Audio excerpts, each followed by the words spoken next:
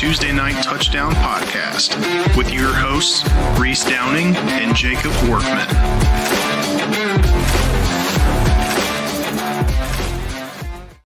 What's up, everyone? Tuesday Night Touchdown Podcast, NCAA edition, Week 8 preview and picks. Joining as always on the other side of the world, co-host Reese. Reese, we're getting right into this. There was breaking news just about 20 minutes ago. Penn State, one of their hopes is gone. Indiana head coach Curt Cignetti has agreed to a new 8-year contract, $11.6 million annually, all the way through November of 2033. What are your thoughts on that? I mean, good for the SIG. I mean, I saw his name come up in all of this once Franklin got let go, and my first thought is, why would he leave? I mean, he's competing with the best teams in the country right now. They obviously love him in Bloomington.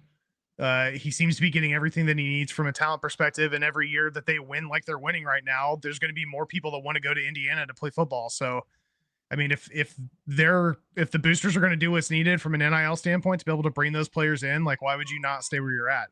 I'm happy for him. He's done his job. I mean, he stepped in and he's winning ball games. So, I mean, yeah, I think can't fault him. I think the only thing that you would have to say is Penn State. I mean, IU has money, but we've talked about it over the last few weeks. Penn State is dedicated to putting tons of money into all of their NIL stuff right now, their facilities and all of that stuff. But from a lot of things that you read, I mean, he was a Pittsburgh kid and a West Virginia guy. So Penn State's probably not exactly a place he would want to go just for rivalry reasons. But I mean, that's one of the big names off the board in what's looking to be a crazy coaching carousel. We're going to get into it a little bit.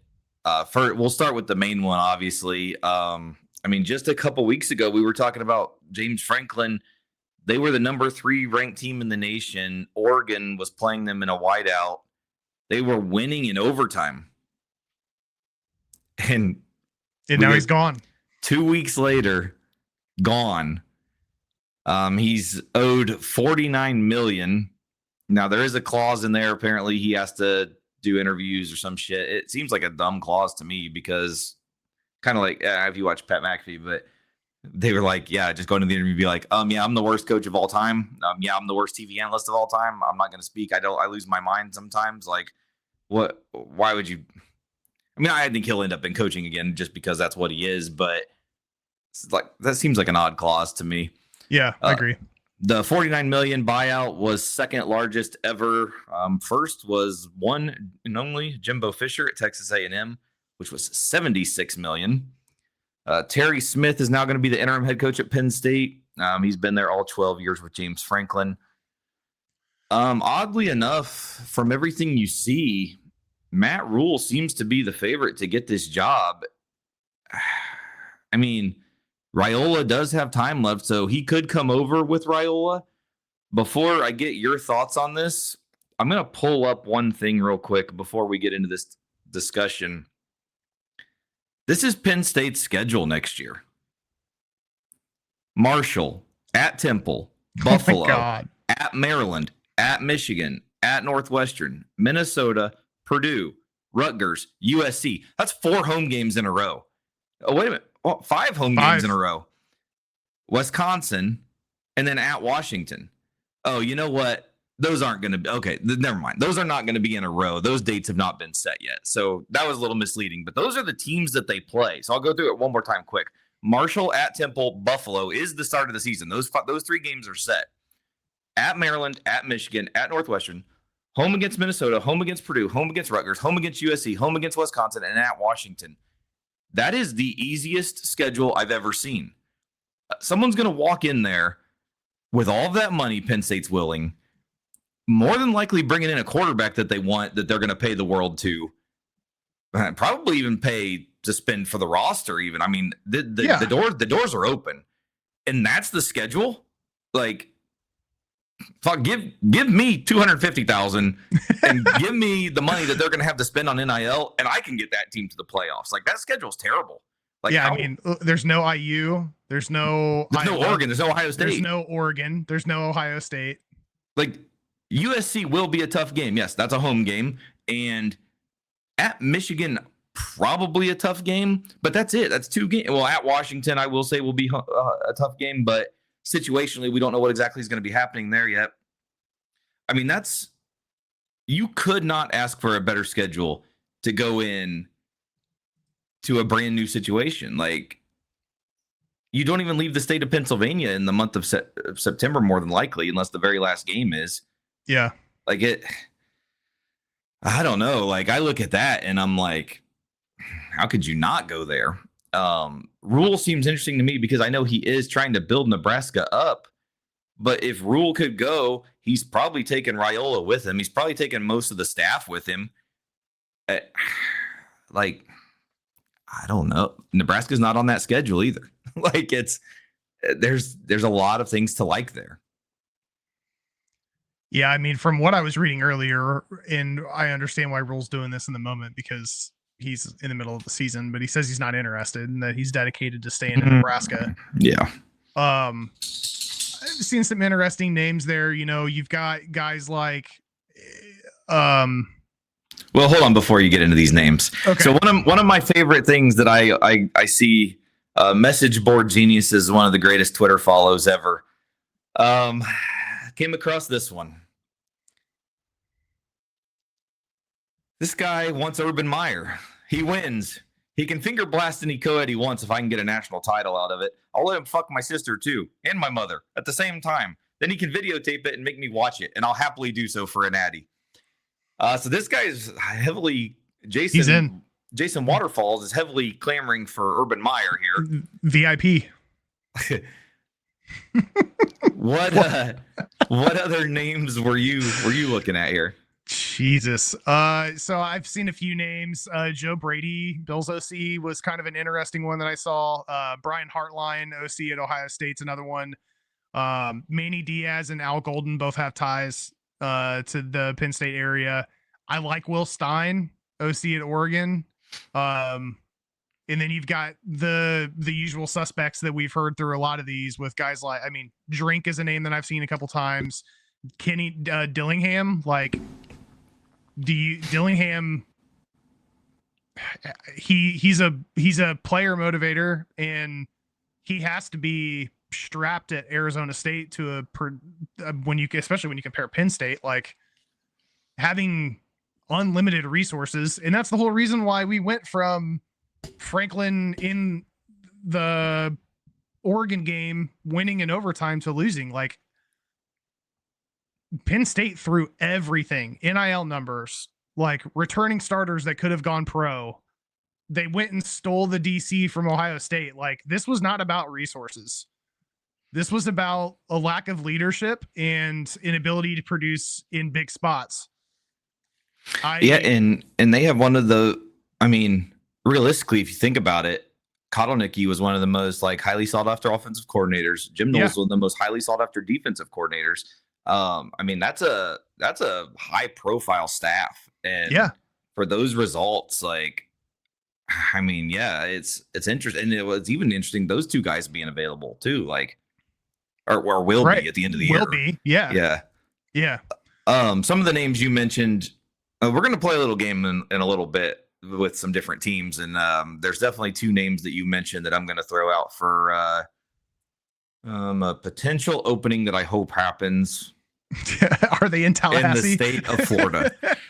So we'll get to that one in just a little bit, though. What about University Park Shrek? I don't think we'll see that. Rule. I mean, yeah, I know what he said, and I know how it is. To me, I thought it was very odd when it came out that like he was such a clear-cut favorite, but I mean, it truly is seeming like that's what it's going to be. So then again, you got Nebraska open. That's a huge job opening there too. I mean, it's just an interesting carousel at this point of what's going to happen, and teams just not waiting. Yeah. I mean, Nebraska would be an interesting job if that does end up happening. But yeah, I mean, if you're Matt Rule, how do you not go? But I don't know. I mean, who else is out there? Like, Elko's not going to want to leave A&M the way that A&M's looking right now. Yeah, and A&M has more money than any school in the nation, so that's I don't think that would happen. I did see that.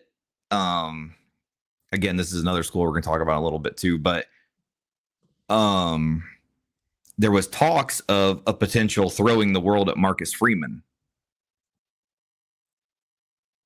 But I did. Again, I did hear about Marcus Freeman. I just don't know if if I'm Marcus Freeman, I'm not leaving Notre Dame for Penn State. No, because you can get this schedule every year.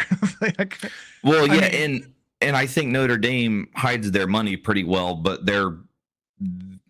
I think they're spending probably just as much as Penn State is. Yeah, I don't know where they go. I honestly thought the Cignetti was going to be, and I mean, credit to IU because IU's like, nope, like we're not. Yeah. They like, as soon as that firing happened, those guys got on the horn and they were like, what do we have to do to get this guy to stay? Yeah, it was a great move. And he's clearly happy there. Like he pretty much loves it. Like you can tell he loves it there. So, and to go in and that quick turnaround with what he's done already, I mean, we probably can't say they're a lock in this case because we've said lock on a few things we thought were going to happen and didn't, but IU should be a lock for the playoffs at this point, pending something crazy. So yeah, 100%. I mean, and they're even looking at potential home game conference championship in the Big Ten championship in Indianapolis. So, I mean, Cignetti's only doing great things there. And like I said, IU's got sneaky money. They're spending money, and they brought in the JMU guys, spent the money to bring in even more guys. And what they've done, I mean, the Big Ten is not deep. That it's obvious. The Big Ten is very top heavy. It's kind of like what we talk about in the ACC. Like, if you can bring in that right roster, you can be at the top instantly. There is no dominant per se team in the Big Ten. Now, last year, I would say Ohio State was. Yes, I would say they were a different breed. But this year's Ohio State's not that case, I don't think. They haven't played anyone yet. And, yeah, they played Texas, but I'm not buying Texas either. So it's a little different.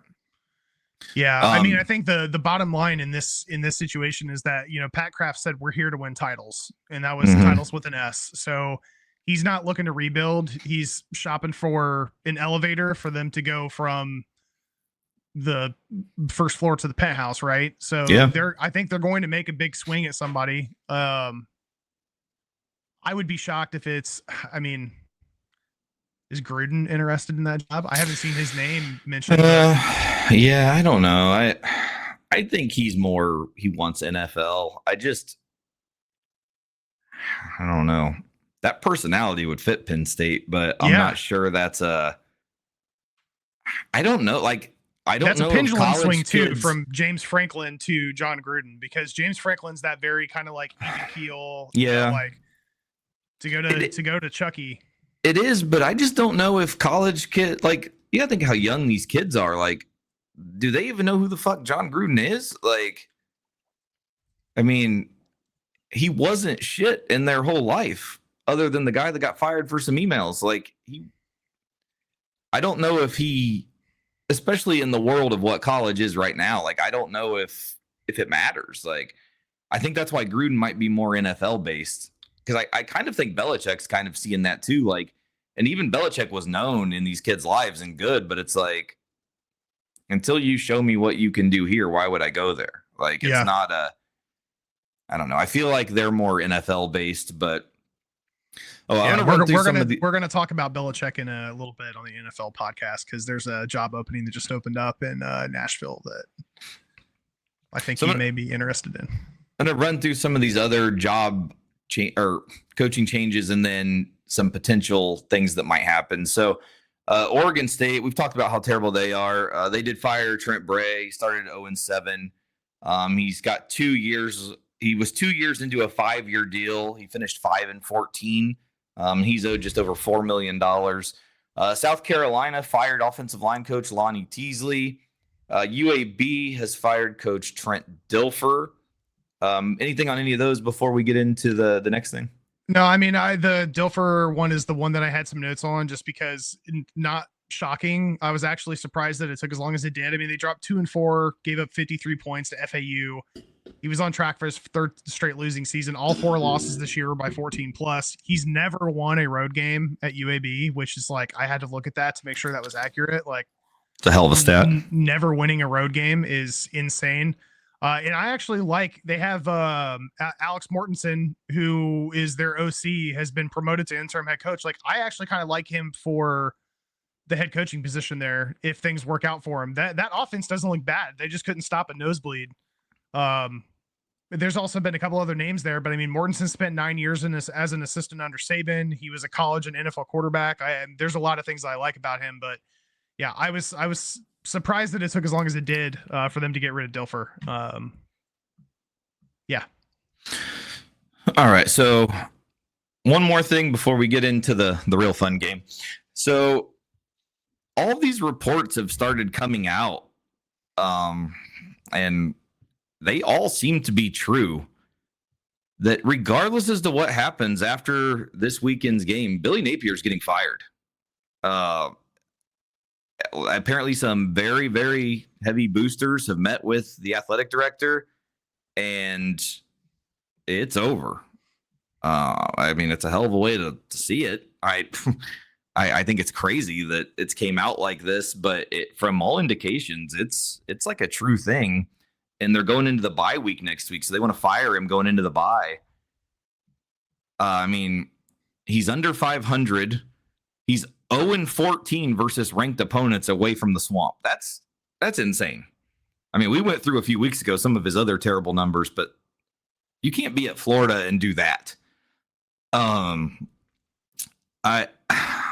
don't know. They did just come out and announce that they're going to renovate Ben Hill Griffin Stadium.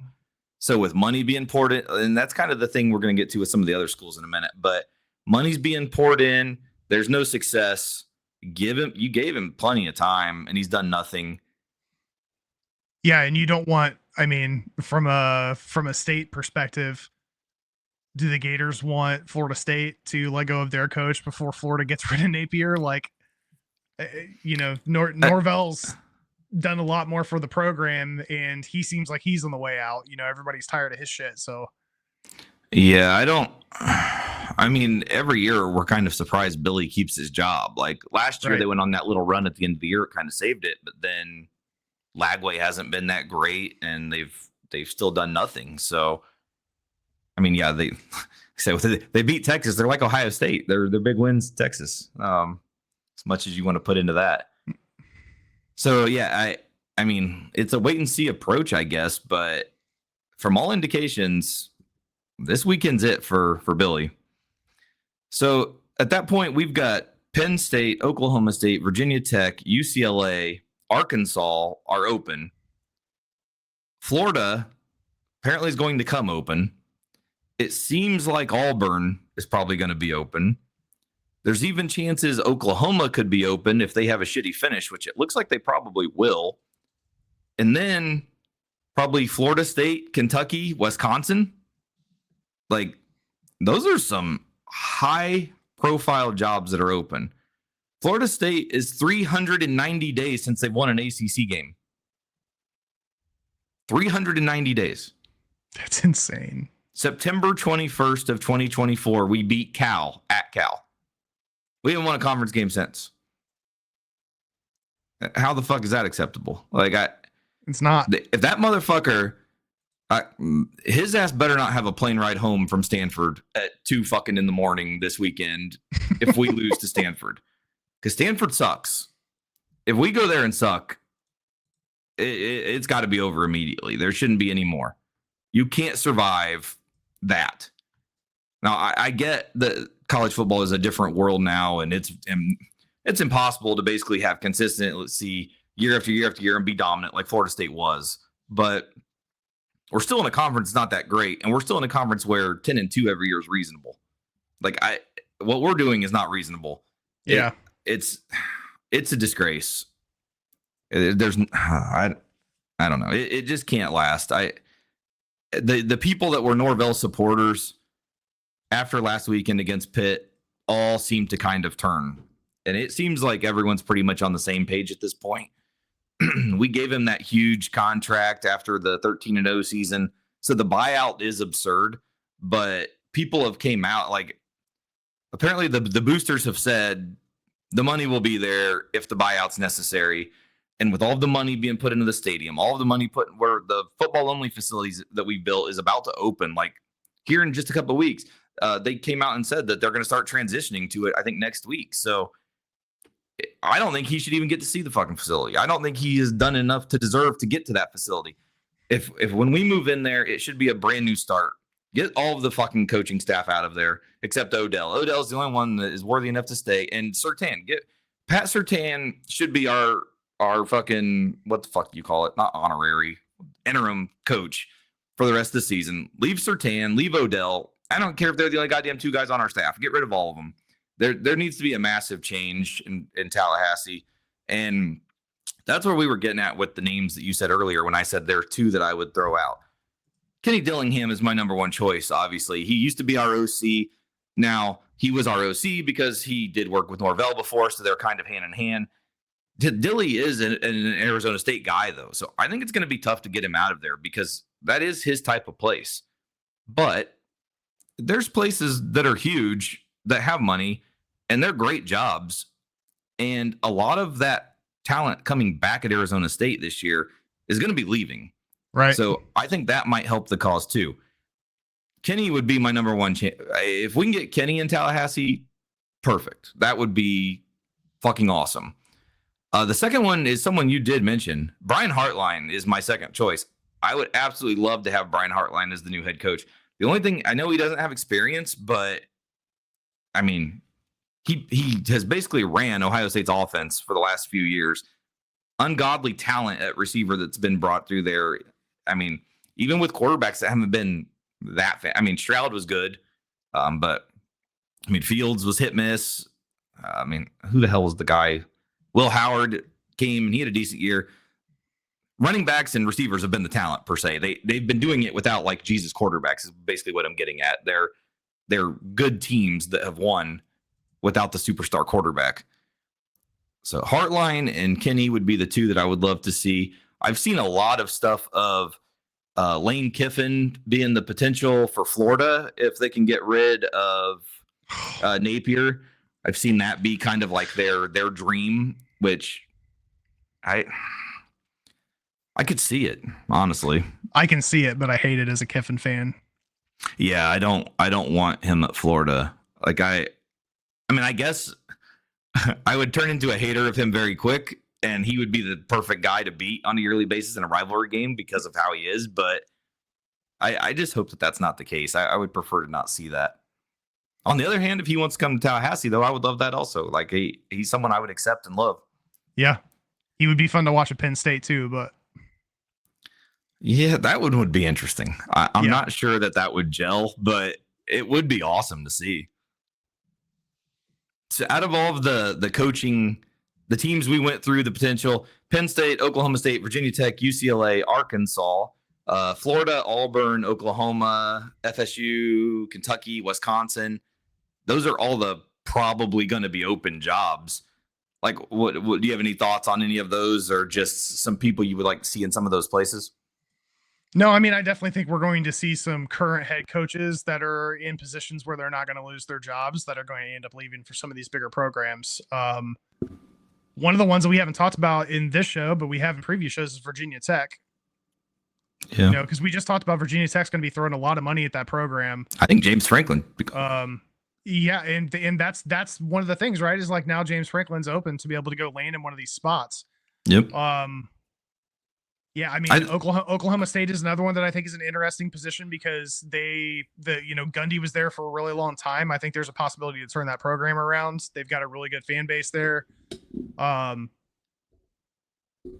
Yeah, I mean, Penn State's obviously the top suited one right now, but it's just it's interesting and difficult to try to predict where all these guys are going to end up. I think there's a possibility that Drink may leave. I know Dillingham is good for Arizona State, but I almost kind of look at it like the Elko situation, where like Elko had a good thing going to Duke, but you step into that next echelon, and Arizona State can't compete with the likes of Penn State when it comes to right money and all that different kind of thing. So like, if Dilly really wants to solidify himself in and play in the big boy league, like, not that Penn State's, or not Penn State, I'm sorry, not that the Big Ten is necessarily the big boy league right now because it's still the SEC, but moving out of the Big 12, and Big 12 is always a crapshoot too. It's just so competitive. At least if you move into Big 10 territory, you're going to be competing with a couple teams versus 12, which is what seems to happen every year in the Big 12. Yeah.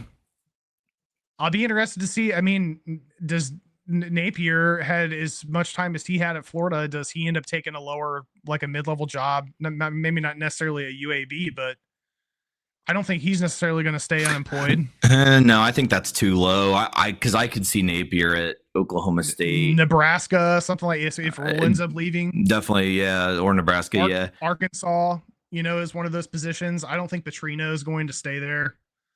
Well, and the other name, I mean, Dan Mullen's got UNLV undefeated right now. And he was successful at Florida. Kind of got fired for. No, like I mean, he was successful when he got fired at Florida. Then they brought in Napier. So, I mean, Mullen's probably going to get one of these bigger name jobs, to be honest. Like Danton Lynn, the DC at USC, I think he's going to be up for one of these head coaching positions.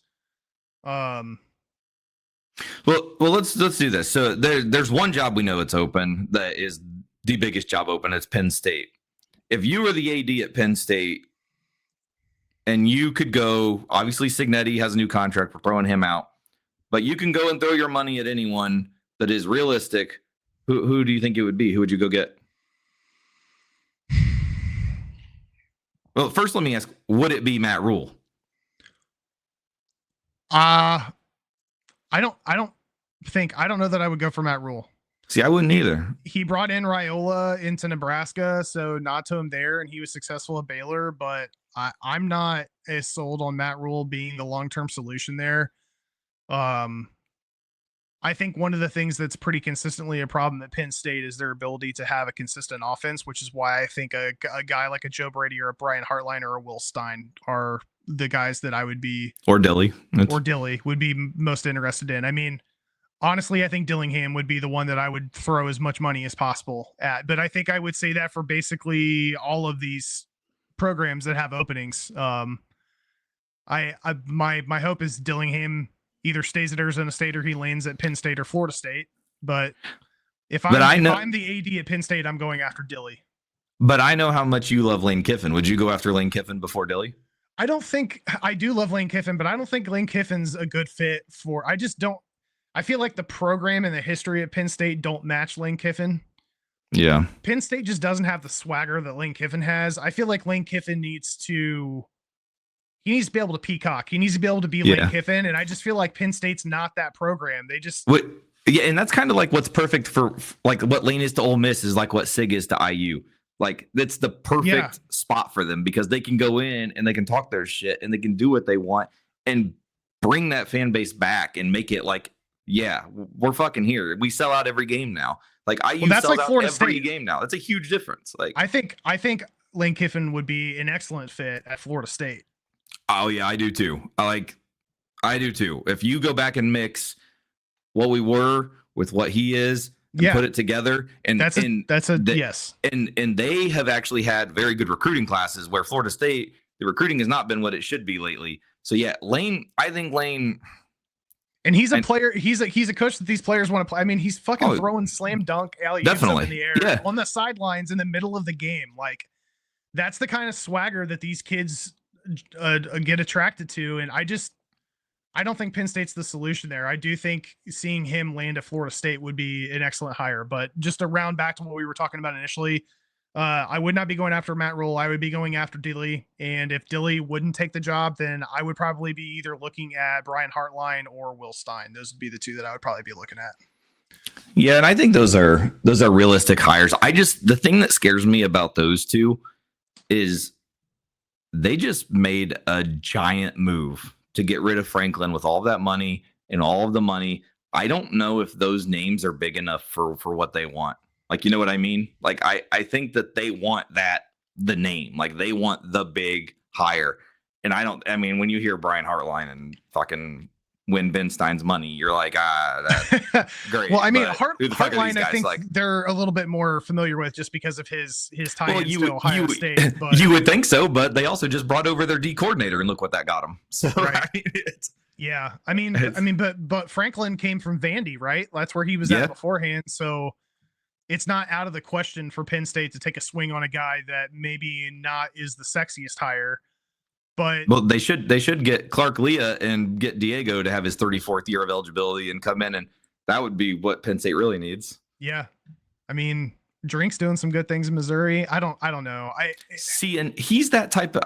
I think kind of what we were talking about with Kiffin. I don't think he fits that bill because he's more of that I don't know, like fan base coach, like the hype man.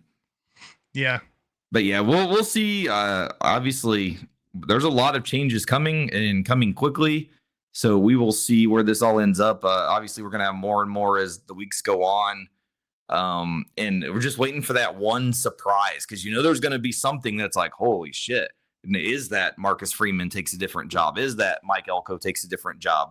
Does Steve Sarkisian fuck Texas here somehow and get fired? Because if Texas opens up, we've got a whole nother fucking world of conversation because that's the best job available immediately. So, yeah, I mean, there's another program that I think Lane Kiffin fits in perfectly for. Yeah, Can you imagine Lane Kiffin and McConaughey on the sidelines together? Oh, like, Jesus Christ. Yeah. It would be perfect. Like, yeah. Like, let Texas open, and we're going to see who's willing to spend some money because there's money. Money's going to start flying this offseason regardless. Yeah, it's going to happen. Oh, yeah. And if Florida State, like, Jesus Christ, like Florida State, Penn State, if Texas opens and Texas, up, yeah. And I mentioned earlier, we might see Oklahoma come up. Like, we're talking 5, and maybe even Auburn, like 5, 6 blue bloods of college football open. Yeah. And I think Auburn's pretty likely. Hugh Freeze, I'd be surprised if he holds on to his job. Yeah, I think he's gone too. And Wisconsin's gonna open. I mean, Wisconsin I know is not like blue blood, but that's a huge fucking like. Wisconsin is Wisconsin. That's a great job. Like that, I would love to be. Yeah, I think we're in for some crazy shit to happen, and it's gonna be fun to watch. Like it's hard to even speculate at this point as to truly what's going to happen and what big name coach takes one of those jobs. Like Texas opens, and like kind of like when Brian Kelly went to LSU, Notre Dame's immediately open. Like I think something like that is going to happen this year. So. We'll see. A few weeks to go, but every week more and more people are getting fired. And I have a feeling this weekend, I know we've already heard the Napier stuff, but it wouldn't surprise me to see 1 or 2 more of these guys get fired this weekend. I tell you, if Florida State loses to Stanford, he better not be on the plane. If he's on that plane, I'll be so pissed. Yeah, I mean, I would put money down that Napier and Freeze are both relieved of duty at the end of this week because I don't think Auburn's getting out of Missouri. Yeah, I don't think so either. It's at home, and I can't remember off the top of my head, but I'm pretty sure Missouri is giving points to, or no, Auburn's giving points to Missouri this week. I will be shocked if Napier and Freeze are both employed by the time we record next. All right, so we're going to get into just a couple of my favorite things I saw from the week before we get into our picks for this week. We did just talk about Oklahoma State has a job opening, and you had talked about how, I mean, it's a great fan base. Everything's good there, but it just, obviously, things weren't going with Gundy. One of the better things that it was probably my favorite thing I saw this weekend, to be honest, from college football was in Oklahoma State. His sister, his name was Trent Eaton, and his sister bet him to go up to this open section and just start waving his shirt. I have retweeted probably 94,000 different angles of this because everyone was posting it, and it's awesome. But here's just a quick little video of it.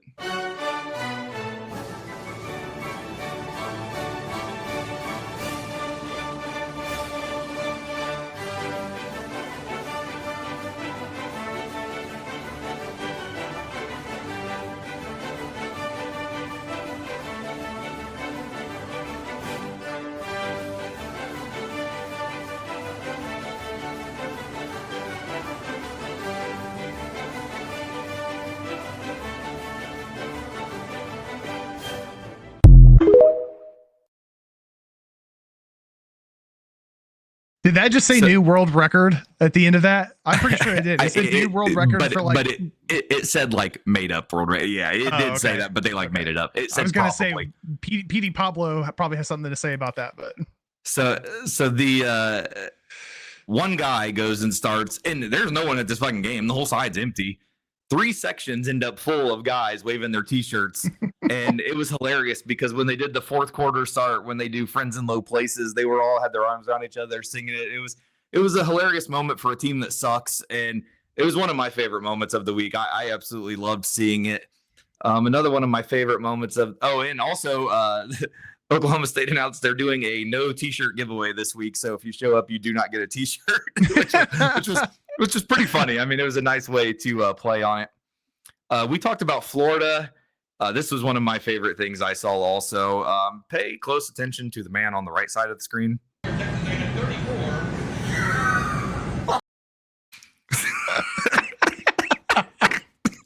So he had some choice celebration for the Gators as they were walking off the field. We're going to show that one more time. I love the leg kick that goes with it too. Yes, that guy is. If I'm gonna figure out who he is, and I might buy his jersey. He's incredible. One of the other things, if you follow me on Twitter every Saturday, that Texas A&M has a home game, you typically see I retweet quite a bit.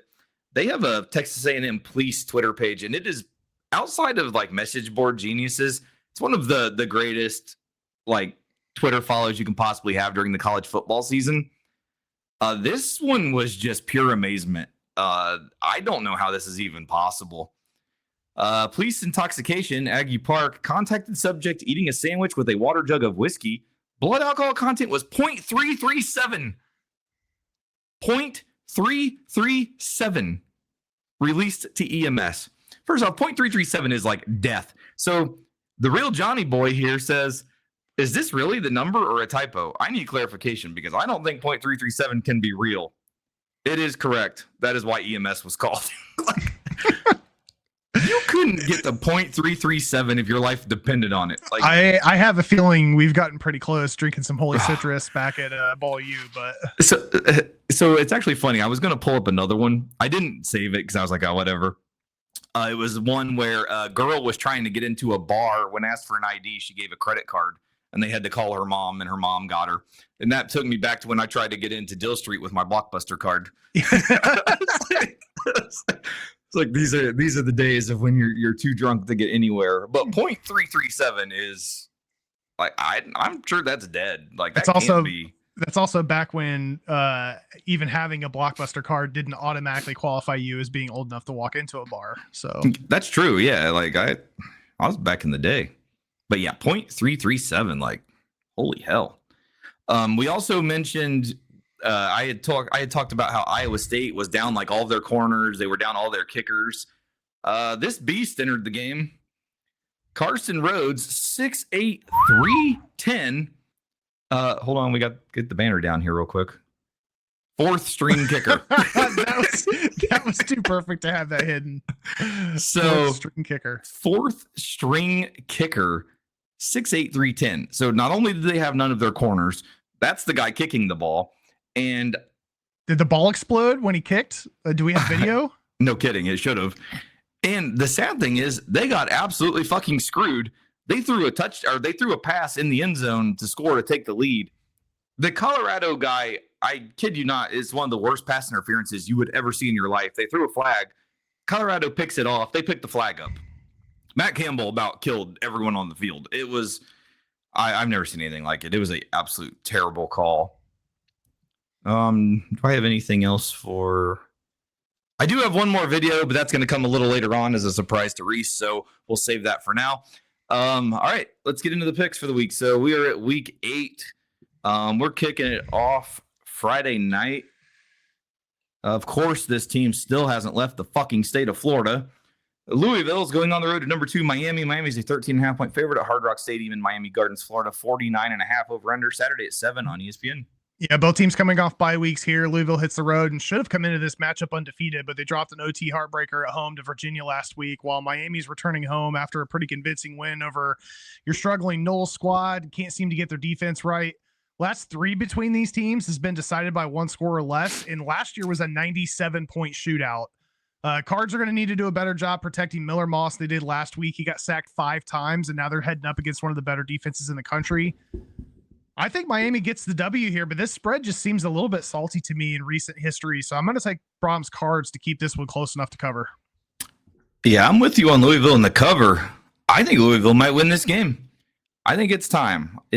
That guy's going to shit the bed at some point this year, and it might be this week, and I'm hoping for it. I just wish it was one of those road Friday night games or a road Friday night game, not a home game for them. Unfortunately, it seems like we're the only one that has to fucking do that. These assholes still haven't left the state, so I don't even think they leave the state till like November. It's absurd. We've talked a lot about Nebraska and Coach Matt Rule. Number 25, Nebraska is a 7.5-point favorite as they go on the road to Minnesota at Huntington Bank Stadium in Minneapolis, Minnesota. 47.5 Friday at 8 on Fox. And Cornhuskers come in ranked after getting a 3-point win over the Terps in College Park and continue their road trip to the bank to take on the Boat Rowers in Minneapolis. They're staying home after a 7-point win last week over the Boilermakers. Gophers have been protecting their home turf so far this year, and they've won 5 straight in this series. But Nebraska's got second-year Dylan Raiola. They've got an improved defense. I'm going to take the Huskers here to win a cover in a close one. This one just has all the makings to me. Like, there's all the coach talk, the coach leaving talk. It's the road weeknight game. It's a snake oil salesman, head coach on the other team. I'm taking Minnesota. I think the situation's right. I don't like Minnesota that much this year. I don't think they're as good as they've been the past few years, but this is a situation game to me, and it smells too much for me. So I'll take Minnesota. Number 10, LSU going on the road. Number 17, Vandy. Vandy is a 2.5-point favorite. I think it's the first time they've been favored in a conference game. I believe I saw since like 2018 or 17 or something crazy. First Bank Stadium, Nashville, Tennessee, 49.5 over-under Saturday at noon on ABC. Bayou Bengals hit the road again after a 10-point win over the visiting Gamecocks last week. The Commies are coming off a bye, looking to bounce back after that road loss to Bama. LSU has won the last 10 in this, got one of the best defenses in the country. That said, Nussmeier's been lackluster at best in SEC play so far this season. I think he's got 4 touchdowns and 4 interceptions. Tigers have also lost 7 road games under Brian Kelly since 2023. Now they're heading into Nash Vegas to go up against the Pisser. I'm taking Vandy here to win and cover. Yeah, I'm on Vandy too. You got that the road team in that noon spot, like they're not going to be up ready to go. Vandy's crowd's there now. Like, it's not going to be a 90% LSU crowd like it was in the past for Vandy. I think the situation's huge, and Vandy can keep the ball away. Like, that option offense that they're running with Diego is awesome. So I really like what they're doing at 49.5. That might be too high. I think we're probably going under that, but I do like Vandy to get the win and cover. Number 12, Georgia Tech is going on the road to Duke. Duke is a 1.5-point favorite at Wallace Wade Stadium in Durham, North Carolina. 60.5 over-under Saturday at noon on ESPN. Yeah, Jackets hitting the road to Durham after a 15-point win over the Hokies last week. Dukies are returning from a bye week after thumping the Cal Bears by 24 in Berkeley. I had to take a second look at the spread because I'm not sure why Georgia Tech is coming in here as a dog, to be honest with you. The Blue Devils are giving up a lot of ground yards, and Haynes King's been doing Haynes King things all year. I know Duke's got Darian Mensah. He's leading the ACC in touchdowns right now, but I don't think that's going to be enough. I'm taking Yellow Jackets money line here. Yeah, this is kind of that same like when Illinois went to Duke earlier this year, and I thought Duke was going to be able to handle that, and they didn't. I'm kind of the same way with you. Like, to me, Georgia Tech, I think, should win this game easily. Like, I don't quite understand this either. Number 14, Oklahoma is a 5.5-point favorite as they go on the road to South Carolina, Williams-Brice Stadium in Columbia. 43.5 over under Saturday at 12:45 on the SEC network. The Sooners coming off the ugly loss in Red River and Dallas, looking to bounce back in another road game. Gamecocks have dropped 3 of their last 4, return home after a 10-point loss to LSU. Mateer's back. He did look rusty against a tough Longhorns defense, so the Gamecocks are going to want to turn up the pressure. South Carolina is just struggling to find the end zone this year, and I think that's going to come in to bite them. So I'm going to go Oklahoma here to win and cover on the road. Yeah, I'm on Oklahoma. Man, I'm on Oklahoma also. I don't think Mateer should have went back and played in that Texas game. He was not throwing the ball well at all. And like we mentioned, South Carolina did just fire their offensive line coach. So they've already had changes. Man, I just wonder if Oklahoma can beat them by 6 points. Like that almost seems like too many points, honestly. It is that sleepy day game, too. I'll take Oklahoma. I don't like that one, though. Number 1, Ohio State is a 25.5-point favorite as they go on the road to Wisconsin at Camp Randall Stadium in Madison, Wisconsin. 41.5 over under Saturday at 3:30 on CBS. Yeah, Buckeyes have kept things rolling, covering the last 3 weeks. They continued their road trip to Camp Randall to face a Badgers team that's on a 4-game skid. Wisconsin's not put up more than 14 in a month, and now they're going up against a defense that's allowing under 7 a game. Buckeyes win and cover here with ease. And side prediction, I think this might be Luke Fickell's last game. Yeah, I think I agree on every aspect of that. That's Ohio State's defense has been good against shitty offenses, and that's what this is. So I don't think it's going to be too difficult for them at all. And I think Ohio State might score 41 themselves, though. That's what kind of scares me on that, but on the over-under at least. But yeah, I think Ohio State wins with ease, and yeah, it could be the end of Fickell. Michigan State is going on the road to number 3 IU. IU is a 27.5-point favorite at Memorial Stadium in Bloomington, Indiana. 52.5 over under Saturday at 3:30 on Peacock. And don't forget, Coach Cignetti is locked up a Hoosier. Team Sparty's lost 3 straight, hits the road after getting dominated by UCLA last week in East Lansing. Hoosiers returning home with their chest puffed out after getting a huge 10-point win over a good Oregon team in Autzen. Now they've locked up the SIG for a while. Michigan State has been hot garbage on defense this season. They gave up 250 yards plus on the ground to both USC and UCLA. Now they go up against the Big Ten leader in rushing yards per game. IU took care of business last year. They're going to do it again here. Light the SIG, win and cover. Yeah, I did see Aiden Childs got hurt last week in the middle of the game. He did return to practice, so I think he's going to be good for this game. I'm actually going to take Michigan State to cover just because IU just went on the road, played a huge game. They're back. It's kind of a sleepy game. No need to worry. IU probably still wins easily. 21-24. I think 28 might be too much, but Mendoza probably is our Heisman favorite right now. So if they're looking to potentially keep building that, maybe he does throw up some good stats, but I just think it's too many points. I'll take Michigan State to cover. Number 4, Texas A&M is a 7.5-point favorite going on the road to Arkansas at Razorback Stadium in Fayetteville, Arkansas. 60.5 over under Saturday at 3:30 on ESPN. Yeah, it's a little confusing to me. 60.5 is the over under, and they only have A&M here by 7.5. They're hitting the road here to Fayetteville's a top 4 squad after taking care of business last week against a visiting Gators team. Arkansas is returning home after almost upsetting a good Tennessee team in Knoxville last week. They almost got it done, but A&M's won 12 of 13 against the Razorbacks since joining the SEC. 7 of those have been 1-score games, which is probably why the spread looks like this. But Aggies have been at home. They've been at home since September 13th win over, or have been at home since the September 13th road game against Notre Dame. So maybe that's another reason why this is a little closer than expected. But I'm still going to roll with the Yell leaders here. I just don't think this is going to end up being. I think it's going to be at least a 10, 14-point victory. Yeah, I'm on A&M also. They're. I don't. Yeah, I think I'll say it. I think if I were to pick 2 teams to win the national title right now, they'd probably be the second team I pick. So I honestly really love what that team's doing. Arkansas, I know the offense is good, but I don't think their defense is going to be able to handle it. And yeah, and it's not even like a noon game. It's 3:30 even. So I think A&M's in good shape still. I like them to win and cover that one. We got a big one going on in Athens. Number 5, Ole Miss versus number 9, Georgia. Georgia's a 7.5-point favorite at Sanford Stadium in Athens, Georgia. 54.5 over under Saturday at 3:30 on ABC. This is the does Lane Kiffin shit the bed game of the year. You're going to laugh here in a second. So basically, Ole Miss hits the road 4-game home stretch, escaping last week with a 4-point win over a subpar Washington State team to go up against the Bulldogs, who return to Sanford, looking to make it 3 straight W's after a 10-point win over Auburn and Jordan Hare. Ole Miss won this by 18 last year, but they haven't won at Georgia since the mid-90s. Rebel defense has struggled to slow down the run game. This is Shambles' first road start in a tough one. The one note I have on this game, Jake, you always say at some point in the season, Ole Miss ends up shitting the bed. Yep. I don't know if this is where it's going to happen, but I think it ends up being a close one at the end. So I'm going to take Kiffin in the points here to keep it close enough, but I'm not confident that Ole Miss is going to be able to escape with a victory. Yeah, I honestly think both of these teams are overrated a little bit. I think they're both rated way too high. But for Georgia being the home team, I'm not sure that Chambliss is going to be able to handle this environment. So I do like Georgia actually to get the cover in this one. This next one is huge.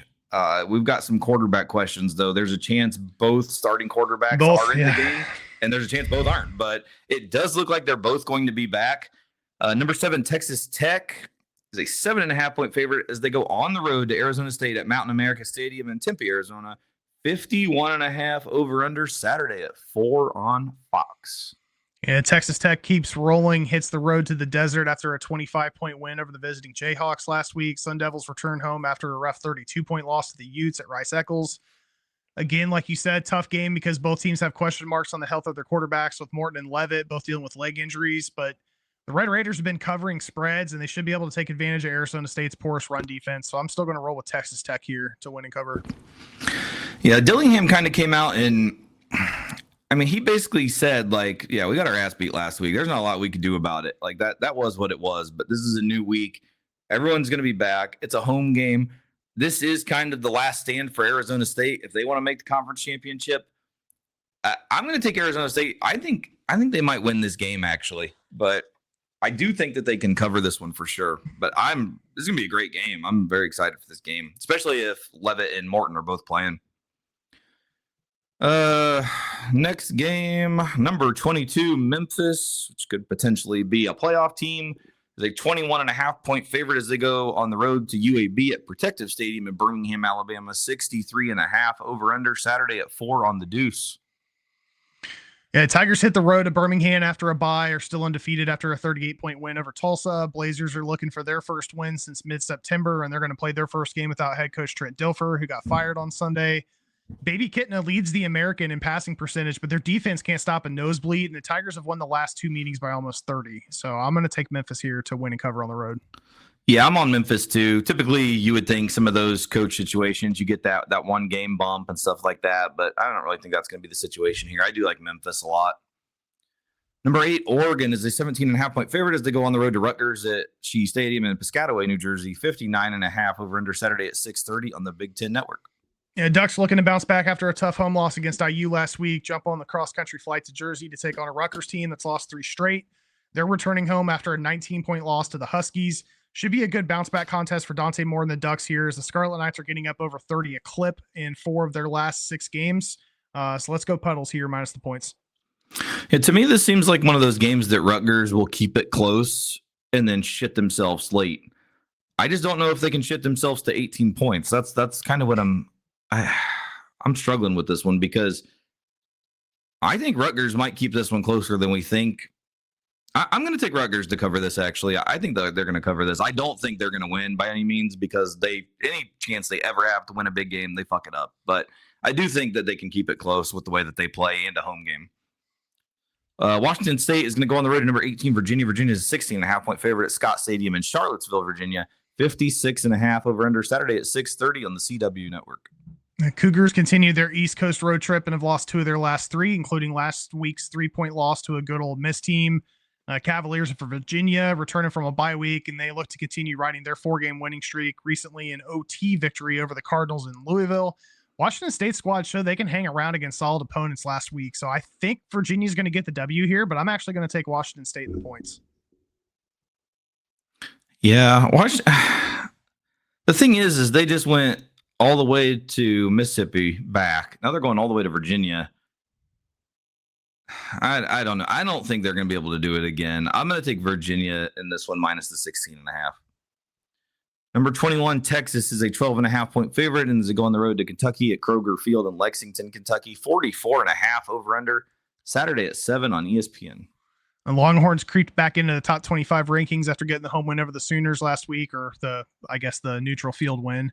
Now they're hitting the road to take on a Kentucky Wildcats team that's coming off a bye, but they have not been playing well against tougher opponents this year, coming off a 21-point loss to the Georgia Bulldogs.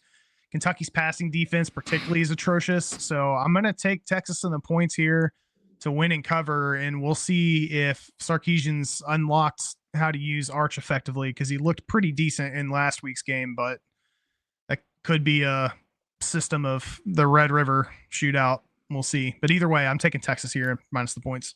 Yeah, and we already talked about Kentucky being one of those jobs potentially open with Mark Stoops at the end of the year. I think Texas wins and covers. I just don't think this game is good at all. This is a terrible game. This one, on the other hand, is a great game. Number 11, Tennessee is going on the road. Number 6, Alabama. Alabama is a 7.5-point favorite. Bryant-Denny Stadium in Tuscaloosa, Alabama, 59.5. Saturday at 7:30 on ABC. Yeah, top 25 battle. Volunteers hit the road and look to win 4 straight after a 3-point escape over Arkansas last week, going up against a Bama team that's been on a roll since their season opener, returning to Bryant-Denny after a big road win over the Missouri Tigers. Ty Simpson continues to look good. The Vols haven't won at Bama since 2003, and I don't think that changes here. I'm going to go Roll Tide to win and cover. Yeah, it's the cigar game. It's the third Saturday in October. It's the third team in the song. Fuck Auburn, fuck LSU, and Tennessee too. That's the third team. Saban said it's the game he gets his guys up for. Saban said it was easier to get his guys up to play Tennessee than it was to play Auburn. He said this is the game that they look forward to every year. This game's in at Tuscaloosa. It's a night game. Bama's fucking rolling. Their best player, Ryan Williams, is almost non-existent, and they're still rolling. As soon as he gets it going, it's fucking over. To me, this team is clear. I don't know how the fuck we beat them the first week of the season. I guess smoking fucking mirrors, but this team is really fucking good, and I do think that they roll in this one. I don't think Tennessee's defense has a chance in hell. Is Jam playing? I know he had a concussion. I believe he is playing. Number 20, USC is going on the road to number 13, Notre Dame. Notre Dame is a 9.5-point favorite at Notre Dame Stadium in Notre Dame, Indiana, 61.5 over-under. Saturday at 7:30 on NBC. Yeah, another top 25 battle here with the Trojans hitting the road again after getting a bounce-back victory over Michigan at the Coliseum last week. Irish continue to ride their 4-game winning streak, and they've stuck around in South Bend after a 29-point win over the Wolfpack of North Carolina State. USC hasn't won in South Bend since 2011. Won 6 of the last 7. Notre Dame has. They've taken 3 of the last 4 by more than a touchdown. But USC's coming in with Jaden Mayava, who's playing very, very well. And the matchup to watch here is going to be the Trojans' rush defense versus this Notre Dame rushing attack. I think this game is going to be close. I don't know what the final score is going to be, but I do not see Notre Dame winning this game by 10 points. So I'm going to take USC in the points. Yeah, I'm the same way. I think it's too many points, and I think USC could potentially win this outright. I'm pretty big on them in this game. They did have some big news, though. The running back is out for the rest of the season. It's a big loss.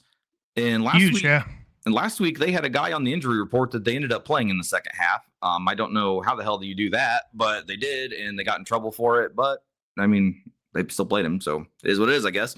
But yeah, USC I do like in this one. It'll be another fun one. That with Tennessee and Alabama at the same time. We've got a pretty exciting Saturday night coming up, especially with a couple more games we're getting ready to get to. We've got a holy war going on too. So, but first, FAU is going on the road to 19 USF. USF is a 21.5-point favorite at Ray J. 72.5 over under Saturday at 7:30 on ESPNU. Yeah, there's a reason for that. The Owls just put 53 up against UAB at home. The Bulls are averaging plus 60 in their last 3. They're returning home after laying 63 on North Texas. This is going to be a fun game to watch if you love offense. But I'm going to take the points here. I think USF is going to win this one pretty handedly, but I just don't know if it's going to be more than 3 scores. Yeah, and I still think we've got to watch out. I'm pretty sure that coach is gone. I think Golish is going to take one of these jobs. So there's always that lingering also. And when it's 21.5, you get a little nervous, but I mean, it's hard to doubt what USF's doing right now. I'm going to take USF to cover, honestly. I mean, they're just putting it fucking on people. Number 16, Missouri, a game you talked about a little earlier as a potential end of career. Number 16, Missouri is a 1.5-point favorite as they go on the road to Auburn at Jordan-Hare Stadium in Auburn, Alabama. 43.5 over under Saturday at 7:45 on the SEC network. Yeah, Tigers hitting the road and looking to bounce back after a home loss against a good Bama team. Tigers of Auburn are on a 3-game losing streak and look to shake off a 10-point home loss to the Georgia Bulldogs last Saturday.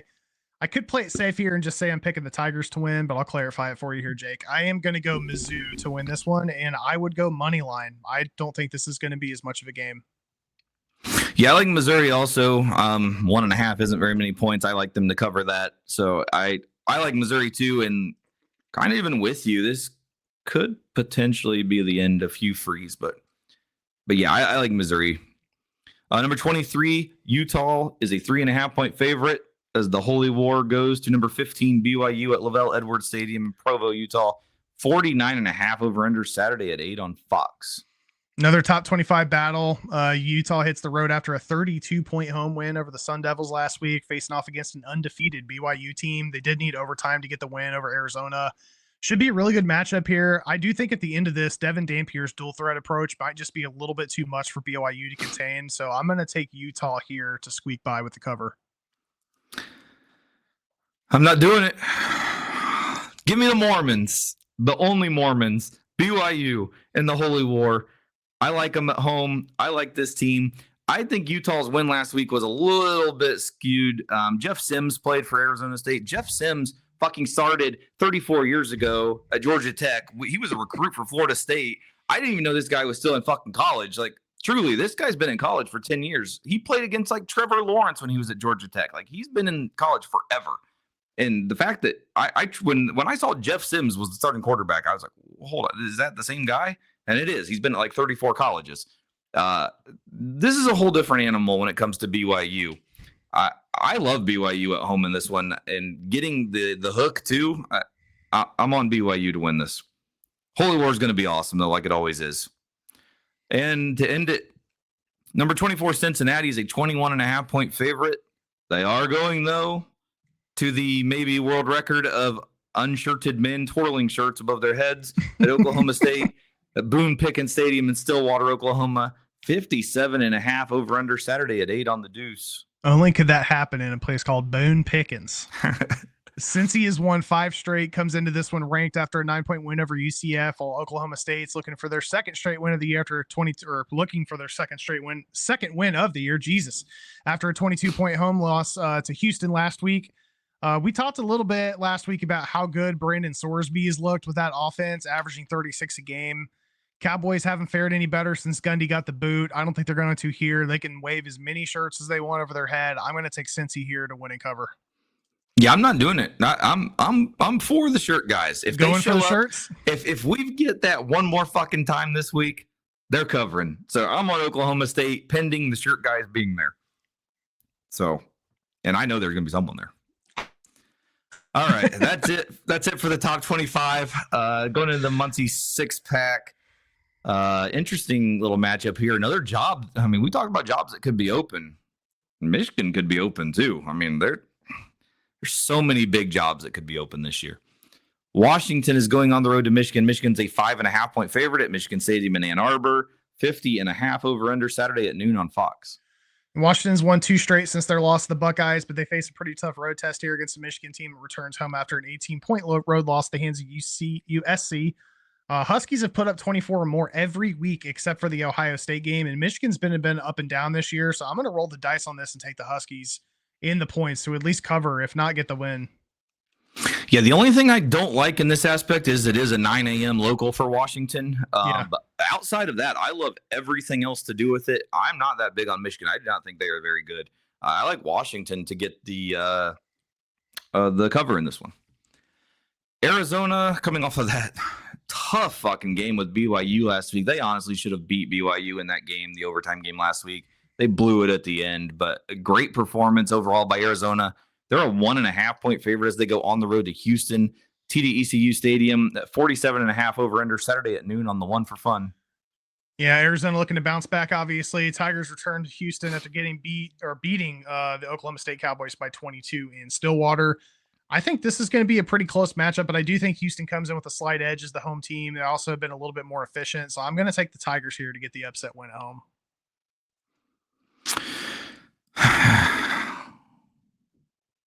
Wait, what did you just say? The Tigers?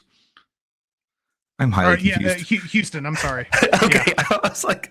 I was like, what game are we talking about here? I thought I was on the wrong game. The Cougs. So I actually like Houston or Arizona here. I know that they blew that game last week, and it was unfortunate they lost. Honestly, they had them beat, but it sets up for a great Holy War, I guess. But I like Arizona, what they've been doing lately. Fafita's kind of back on a roll. Wegman's been good at Houston, and I'm not down on Houston at all either. I just think Arizona's going to go there and be able to cover the 1.5. Baylor's going to TCU. TCU's a 2.5-point favorite at Amon G. Carter Stadium in Fort Worth. 65.5 over under Saturday at noon on the Deuce. Yeah, Baylor returns from their bye after escaping with a 1-point win over Kansas State 2 weeks ago. Horned Frogs look to bounce back after a 13-point loss on the road to that same Kansas State squad. TCU played pretty sloppy last week. They're going to need to clean it up to get the win. I think if they get a bit of a bounce back this week, they'll be rolling in the right direction. I'm going to go with the Frogs here, minus the points. Yeah, this game is honestly one where it's like, I don't know, because you never know which one of these teams you're going to get. Both teams are probably the most – these two and Kansas State, it's funny, they're all in the same conference. They're probably the most inconsistent teams in college football this year. I'm going to roll with TCU at home just because they're the home team, but I do not like this game whatsoever. This next game had a real interesting twist. So SMU is going on the road to Clemson. Clemson's a 5.5-point favorite at Memorial Stadium in Clemson, South Carolina. 50.5 over under Saturday at 3:30 on the ACC network. Just yesterday, Clemson was a 10-point favorite, and it was a 57 over under. And then news has started to trickle out that Cade Klubnik is probably not playing. So starting to make some sense as to what happened there. Yeah, Pony teams won their last two, and now they're heading to Clemson after a 24-point win over the Tree, facing the Clemson Tiger team that's won their last two and held both teams to 10 points, but sounds like they're going to be without Klubnik. I think Clemson has a good shot at man, you know what? I'm gonna revert on this. I thought Clemson had a good shot at winning this. I just think SMU is going to come into this knowing that Klubnik is not playing. They're going to take advantage of that. I'm going to take SMU here to at least cover the points, if not get the outright win. I think there's a really solid possibility that Clemson gets another L here. Yeah, it swung me quite a bit too. I'm kind of the same way. I think SMU can go there and win this game now. I'm going to take SMU out. Well, I'll take them plus the 5.5, but I do think SMU potentially does win this game. I think their offense is Clemson is struggling right now, stopping offenses like what SMU can do on offense. And without them being able to match it, I think that's going to be a big deal. This one's a huge deal in the mid-major world. UNLV still undefeated after a huge win against Air Force. That was a fun game last week. They're going on the road to Boise. Boise's 12.5-point favorite at Albertson Stadium, 62.5 over under Saturday at 3:30. And this is the definition of the one for fun. Yeah, we just talked about them a little bit, rolling in undefeated after a sneaky 3-point win. They put up 51, and now they're heading to Boise to take on a Broncos team. Just got a 16-point win over the visiting New Mexico Lobos. It's going to be another high-scoring affair. I don't know, man. I just this UNLV team is good. I don't know if they're going to win it, but getting 12.5 with this UNLV team is kind of hard to turn away. So I'm going to take UNLV here in the points. Yeah, this is does Boise get the blue turf magic in this one? I'm kind of with you. I'm going to take UNLV to get the cover in it also. Going to be a great game. I'm very excited to watch this one. It's going to be hard to turn this next one off, though, because at the same time, Akron is going on the road to Ball State. We did have a flip here. Just yesterday, Akron was the favorite. Apparently, money has poured in. Jim Davis probably put some large bet from Garfield, and Ball State has now become a 1.5-point favorite at Schumann Stadium in Muncie, Indiana. 42.5 over under Saturday at 3:30 on the plus. Yeah, every one of the guys that's at the top of this slide should have been putting money in. Charlie Cardinal, Garfield. We got Ryan Kerrigan up here. Big Scott and Carter. I'm glad I'm not up there. Ball U. You're there. You're behind the Ball brothers. But both these teams are obviously a hot mess on both sides of the ball. Akron's coming off a 13-point home loss to Miami of Ohio. Ball State just got their ass handed to them by Central Michigan. The Cards have fared better at home, though, than on the road. So I am cautiously taking my chirps here in the points to get the win in the show. There's three teams I'm never taking unless they're playing each other. And one of them was last week when Kent State beat UMass. But Akron's the third. I'm never taking them. So I will take Ball State minus 1.5. Let's go. I'm not taking Akron ever. And to close it, Baby Billy's final game, maybe. Mississippi State is going on the road to Florida. Florida is a 9.5-point favorite at Ben Hill Griffin Stadium in Gainesville, Florida. 50.5 over under Saturday at 4:15 on the SEC network. Bulldogs return from a bye after a 31-9 road loss to the Aggies. Gators return home after a 17-point road loss to the same Aggies team. Concern for Mississippi State is that defense is just a mess. Makes this one a late afternoon game in the swamp. Does Billy come in? If all this shit's happening right now and they're saying Billy's going to lose his job either way, maybe Billy riles his boys up and says, I need, win one for the Gipper. I'm going to take the Gators here minus the points. I just have a feeling that they're going to 4:15 is a weird start time, but let's go Napier to get one last win before he gets his ass canned. Yeah, the SEC network, but their 12:45 and 4:15 times really pissed me off. It's so stupid, but it's the SEC. What do you expect? But yeah, I have that same philosophy. It's why would the team not want to come out with him and try to put on a good performance against a team that honestly is not that good? So I think the situation is the situation. I think Florida does get the win and cover in this one. But one last time for this one, just in case it's the end of it. My wife got deported 2 months ago, and I am more upset with Billy than Ice. That's the last time I get to run that. It was a good run for it. It is now time to go into our lock of the week. If I can get down here. Lock me in. Ohio State minus 25.5 versus Wisconsin. Reese has Ohio State. I'm going with Bama. Fuck your mother. Fuck your brother. All that Dixieland Delight, beautiful song. And Tennessee 2 is the end of it. Just remember, they're there to beat their ass. I think this is a huge game, and I can't see Tennessee stopping Bama. Dog of the week. It's unfortunate that we're using that howl from that man for this team. Oh, he's going to hate it. But I'm taking USC plus 275 versus Notre Dame. I think the Trojans are going to get the win here. So I told Reese earlier I had one more video I had loaded that I was waiting for.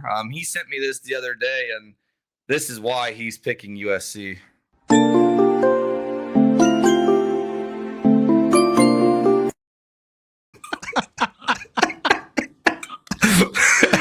Oh my God. We're going to show that one more time just in case you missed it.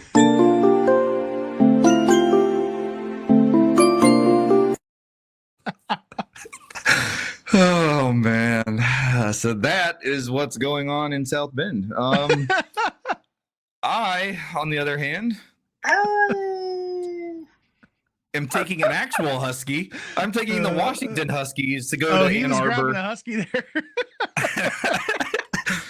You're probably right on that one. He probably was. I cannot wait. As I would like to send a statement out before we close this show to Andrew Carter, Beavis, and Scott. I talk a lot of shit about Texas A&M and what the Yell leaders do. I've never seen that, so I'm going to need you guys to comment, and we're going to need a response as to what is going on with your football team when that's what's going on. That's a whole new level of pass it back. Yeah. You know what? Fuck it. We're closing the show one more time.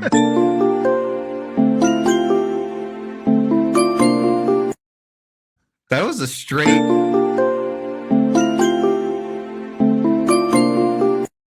That pinky disappeared. 5. He had 5 squeezes. He did 3, stopped, and then went back for 2 more. Not to mention the fact that we had 5 fingers that went to 4, and I'm not going to know where that 5th finger went, but that pinky disappeared for a minute. We're going to call that the Urban Meyer. It's the